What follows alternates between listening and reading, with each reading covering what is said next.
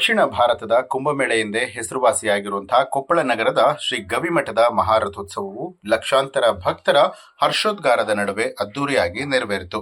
ಮೇಘಾಲಯ ರಾಜ್ಯದ ರಾಜ್ಯಪಾಲರಾದ ಶ್ರೀ CH ವಿಜಯಶಂಕರ್ ಅವರು ಮಹಾರಥೋತ್ಸವಕ್ಕೆ ಚಾಲನೆಯನ್ನ ಕೊಟ್ಟರು.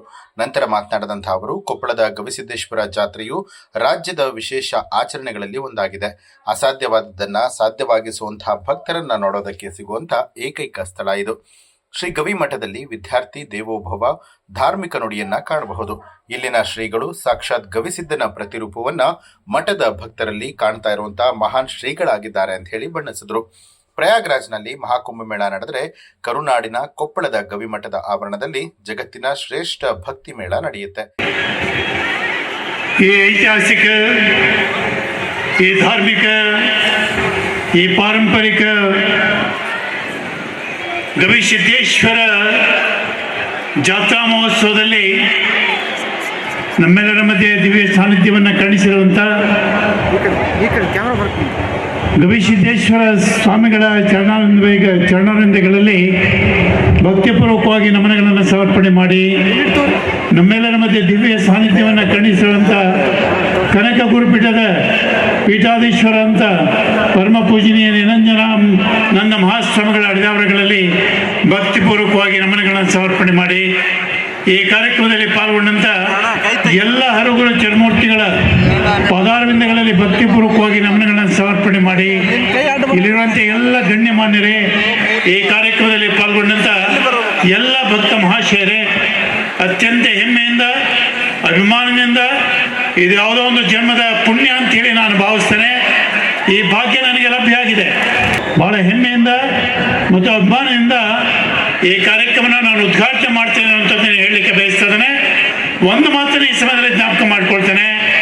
ಈ ನಾಡಿನ ಜನತೆ ದಸರಾ ನೋಡಬೇಕು, ದಸರಾದ ವೈಭವ ನೋಡಬೇಕು ಅನ್ನೋದಾದರೆ ಮೈಸೂರಿಗೆ ಬರಬೇಕು. ಒಂದು ಜಾತ್ರಾ ಮಹೋತ್ಸವದ ವೈಭವವನ್ನು ಕಾಣಬೇಕು ಅಂತೇಳಿ ಬಯಸೋದಾದರೆ ಬೇರೆ ದಾರಿ ಇಲ್ಲ, ಕೊಪ್ಪಳಕ್ಕೆ ಬರಬೇಕು.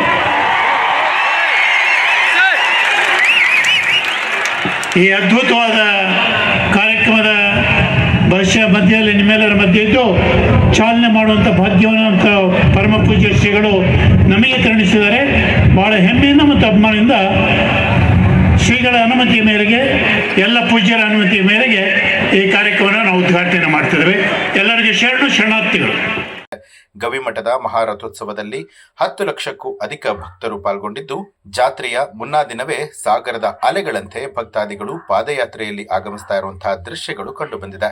ನಗರಕ್ಕೆ ಸಂಪರ್ಕ ಕಲ್ಪಿಸುವಂತಹ ಸಣ್ಣ ಪುಟ್ಟ ರಸ್ತೆ ಹಾಗೂ ಹೆದ್ದಾರಿಗಳಲ್ಲಿ ಮಠದ ಭಕ್ತಾದಿಗಳು ಪಾದಯಾತ್ರಿಕರಿಗೆ ರಸ್ತೆ ಉದ್ದಕ್ಕೂ ಉಪಹಾರ, ಹಾಲು, ಚಹಾ, ಬಿಸ್ಕೆಟ್, ಬಾಳೆಹಣ್ಣು, ತಂಪು ಪಾನೀಯಗಳನ್ನು ವಿತರಿಸ್ತಾ ಭಕ್ತಿ ಸೇವೆ ಮೆರೆದ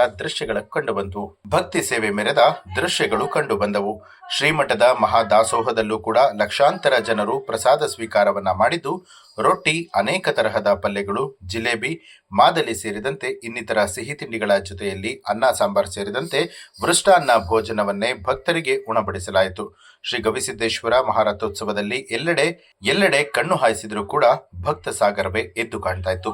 ಲಕ್ಷಾಂತರ ಭಕ್ತರ ಆಗಮನ ಮತ್ತು ಭಕ್ತರ ಶ್ರೇಷ್ಠ ಸೇವೆಯಿಂದ ಗವಿಮಠದ ಮಹಾರಥೋತ್ಸವವು ಮತ್ತೊಮ್ಮೆ ಇತಿಹಾಸದ ಪುಟದಲ್ಲಿ ಸ್ಥಾನವನ್ನ ಗಿಟ್ಟಿಸಿಕೊಂಡಿದೆ.